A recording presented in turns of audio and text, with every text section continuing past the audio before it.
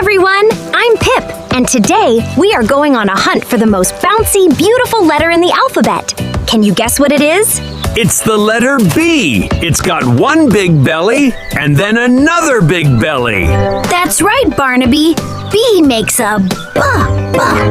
Look, my favorite B word is floating away. It's a balloon. B is for balloon. It's round, it's red, and it's very bouncy.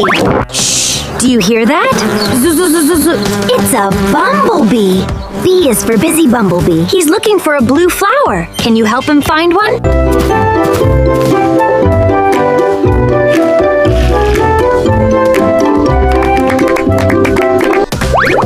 B is for banana.